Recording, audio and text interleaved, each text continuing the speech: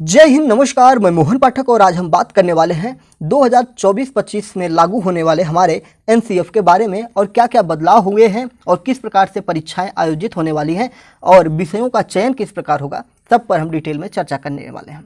तो हमारा जो संशोधित एनसीएफ है, नेशनल करिकुलम ऑफ फ्रेमवर्क, जिसे हम कहते हैं फ्रेमवर्क, जो है अब ये लागू होने के लिए बिल्कुल तैयार हो चुका है। तो आइए इसके बारे में हम बात करते हैं कि जब एक बार संशोधित राष्ट्रीय पाठ्यचर्या की रूपरेखा, जिसे हम एनसीएफ के नाम से जानते हैं, अगले शैक्षणिक वर्ष 2024-25 से जब लागू हो जाएगी तो छात्रों को क्या लाभ होने वाला है और क्या कुछ बदलाव होने वाला है, उसकी बात करें तो कक्षा 9वीं और 10वीं में 3 भाषाओं का अध्ययन करना होगा। अब इन 3 भाषाओं में से 2 भाषाएं ऐसी होंगी जिन्हें अनिवार्य रूप से भारतीय होना होगा, यानी कि जो 3 भाषाएं होगी उनमें से 2 भाषाएं भारतीय भाषाएं होंगी। कक्षा 12वीं की बात करेंगे, 11वीं और 12वीं की बात करेंगे तो कक्षा 11वीं और 12वीं में 2 भाषाएं पढ़नी होंगी, लैंग्वेज 2 पढ़ने होंगे, जिनमें से एक भारतीय होना जरूरी होगा। तो ये जो संशोधित रूपरेखा आपकी जारी की गई है, इसमें भारतीय भाषाओं के अध्ययन को स्कूली शिक्षा का एक अभिन्न अंग बनाने का काम किया जा रहा है और भारतीय शिक्षा को एक स्कूली शिक्षा का अभिन्न अंग भी बना रही है और छात्रों को विभिन्न धाराओं में कई विषयों में से चुनाव करने की आज़ादी और स्वतंत्रता दे रही है। यह भारतीय भाषाओं में शिक्षण और सीखने को बढ़ावा देने और स्कूली शिक्षा में अधिक अंतर अनुशासनात्मकता को संभव बनाने के लिए राष्ट्रीय शिक्षा नीति 2020 के दृष्टिकोण के अनुरूप है। 640 पेज का एनसीएफ अप्रैल में जारी मसौदे का अगर हम बात करें, उसके अध्यक्ष कौन है तो इसरो के प्रमुख के कस्तूरी रंगन हैं, जिनके साथ 13 सदस्यीय संचालन समिति के द्वारा इसका विकास किया गया है, इसको बनाया गया है, जिनमें देश के विद्वानों से, देश की जनता से भी सुझाव लेकर उस प्रकार से इसको डेवलप किया गया है।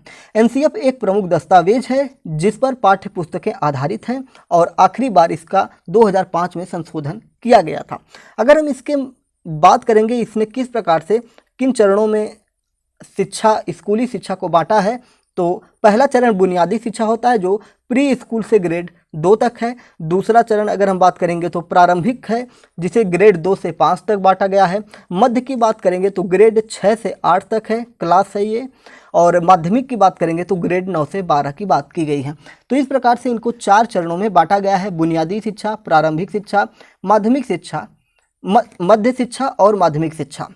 फिर से एक बार देख लीजिए, बुनियादी शिक्षा, प्रारंभिक शिक्षा, मध्य शिक्षा और माध्यमिक शिक्षा। तो इस प्रकार से प्री स्कूल से कक्षा 12वीं तक के शिक्षण को विभाजित किया गया है। यह मध्य चरण तक 2 भाषाओं को पढ़ने की सिफारिश करता है, साथ ही मध्य चरण से कक्षा 10 तक एक तीसरी भाषा को पढ़ाने की भी सिफारिश करता है। इन 3 भाषाओं में से 2 भारत की मूल भाषा होनी चाहिए। मध्य चरण में छात्रों से भाषाओं के अलावा गणित, कला शिक्षा, शारीरिक शिक्षा, विज्ञान, सामाजिक विज्ञान और व्यावसायिक शिक्षा के एक विषय का अध्ययन करने की उम्मीद की जाती है और वो इस प्रकार से इसको पढ़ेंगे। कक्षा 9 और 10 में पर्यावरण शिक्षा का एक विषय जोड़ा जाएगा। पर्यावरण की बात करें तो जिसे हम इन्वायरमेंटल स्टडी के नाम से जानते हैं, पर्यावरण अध्ययन के नाम से जानते हैं।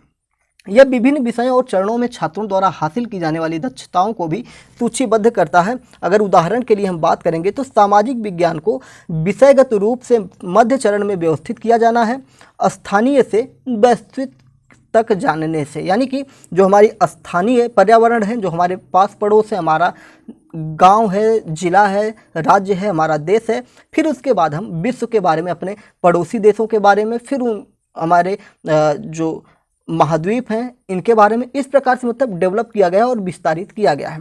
3 भाषाओं के लिए इसका उद्देश्य छात्रों को प्रभावी संचार, चर्चा और लेखन कौशल विकसित करने की बात की गई है। कुल मिला जुलाकर रटंत विद्या को हटाना इसका एक तरह से मकसद दिखाई पड़ता है। कक्षा 11वीं और 12वीं में 2 भाषाओं का अध्ययन करना अनिवार्य है, जिनमें से एक भारतीय होना चाहिए। इस चरण में छात्रों को विभिन्न धाराओं वाणिज्य, विज्ञान, मानविकी से शेष 4 या 5 विषयों को चुनने की स्वतंत्रता प्राप्त होगी, जिससे अंतः विषय के लिए पर्याप्त जगह बचती है। उदाहरण के लिए एक छात्रा अंग्रेजी और संस्कृत को अपनी भाषा के रूप में चुन सकती है और इसके साथ साथ इतिहास, पत्रकारिता, गणित और बागवानी का भी अध्ययन कर सकती है, यानी कि स्वतंत्र रूप से वो किसी भी अपने मनवांछित सब्जेक्ट को चुन सकती है। जैसा कि हम लोगों ने पढ़ाई की है और हम लोग अगर हमें कोई सब्जेक्ट नहीं आता था या हमारी रुचि नहीं होती थी, फिर भी मजबूरी में उसे लेना पड़ता था, क्योंकि वो एक कम्बिनेशन बना होता था। जैसे अगर हम बात करेंगे कि साइंस वर्ग के जो छात्र होते हैं उन्हें फिजिक्स, केमिस्ट्री और बायो, इन तीनों विषयों को लेना पड़ता है। और दूसरी तरफ अगर मैथमेटिक्स साइंस की बात करेंगे तो उसमें आपको फिजिक्स, केमिस्ट्री और मैथ, इन तीनों को लेना पड़ता है। ये क्या है, कम्बिनेशन है। आपको डॉक्टर बनना है तो आपको फिजिक्स, केमिस्ट्री और बायोलॉजी लेना पड़ेगा। आपको इंजीनियर बनना है तो आपको फिजिक्स, केमिस्ट्री और मैथ लेना होगा। लेकिन अब आप कोई भी सब्जेक्ट 2024-25 शैक्षणिक सत्र से चुनाव कर सकते हैं, जो भी आपको पसंद हो। फ्रेमवर्क कक्षा 10वीं और 12वीं में वर्ष में 2 बार बोर्ड परीक्षाओं की सिफारिश करता है, जिसमें सर्वोत्तम स्कोर बरकरार रखा जाता है, जबकि वार्षिक प्रणाली अभी 12वीं कक्षा में जारी रहेगी। यानी कि कक्षा 12वीं में वार्षिक परीक्षा होने वाली है, लेकिन इसमें भी चरणों में विभाजित किया जाएगा। रूपरेखा माध्यमिक चरण में एक सेमेस्टर प्रणाली में क्रमिक परिवर्तन का सुझाव देती है, जो छात्रों को एक सेमेस्टर पूरा होने के बाद तुरंत बोर्ड परीक्षा देने की भी अनुमति देगी।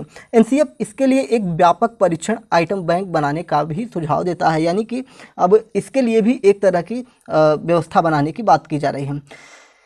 संशोधित एनसीएफ कक्षा 10 तक 2 भारतीय भाषाओं सहित 3 भाषाओं के अध्ययन की सिफारिश करता है। मसौदा दस्तावेज ने कक्षा 6, 7 और 8 में 3 भाषाओं, जिन्हें R1, R2 और R3 कहा जाता है, को पढ़ाने की सिफारिश की थी, तथा 9वीं और 10वीं में 2 भाषाओं R1 और R2 को पढ़ाने की सिफारिश की थी। R1 मातृभाषा या घरेलू भाषा होगी, R2 कोई अन्य भाषा यानी कि अंग्रेजी सहित कोई और भाषा हो सकती है, R3 कोई भी भाषा हो सकती है जो R1 या R2 नहीं है। राज्य सरकारों और स्कूल बोर्ड को R1, R2 और R3 का वर्गीकरण तय करने की स्वतंत्रता दी गई है। इसके अलावा एनसीएफ के मसौदे में कक्षा 11वीं और 12वीं में भाषा एक वैकल्पिक अनुशासन था, लेकिन अब विकल्प से हटाकर इसे अनिवार्य धारा में जोड़ने की बात की जा रही है। मसौदे में बदलाव 4000 संगठनों की प्रतिक्रिया के बाद शामिल किए गए थे। राज्यों द्वारा जल्द ही सेमेस्टर प्रणाली में परिवर्तन के बारे में आपत्ति व्यक्त करने के बाद संशोधित मसौदे में अभी वार्षिक प्रणाली के साथ रहने का समर्थन किया गया है। तो ये सारी चीज़ें निकल के आ रही हैं और लगातार इन पर हम बात करने वाले हैं। एनसीएफ विभिन्न विषयों के लिए पाठ्य पुस्तकों के विकास के लिए रूपरेखा प्रदान करता है। एनसीईआरटी ने ग्रेड 3 से 12वीं के लिए एनसीएफ के अनुरूप पाठ्य पुस्तकें और पूरक सामग्री तैयार करने के लिए 19 सदस्यीय समिति का गठन किया है। इसे संबंधित विषयों के विशेषज्ञों के समूहों द्वारा प्रदान की जाएगी।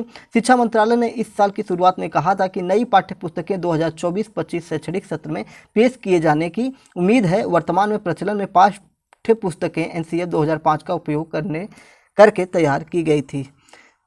तो ये सारी चीज़ें हैं जो आपको जान लेना चाहिए, और आपके अगले शैक्षणिक वर्ष से जो अगर आपके घर में बच्चे हैं जो अब बोर्ड एग्ज़ाम देने वाले हैं तो उनसे भी ये चीज़ें साझा करिए, जिसके लिए अगले वर्ष से, अगर इस वर्ष कोई 9वीं का छात्र है तो 10वीं में अगले वर्ष पहुँचेगा, या मुझे लगता है कि 9वीं 10वीं से वो स्टार्ट होगा, तो अगले वर्ष क्या होगा थोड़ा वो सरकार की जो नीतियाँ होंगी उसको देखने पड़ेगा।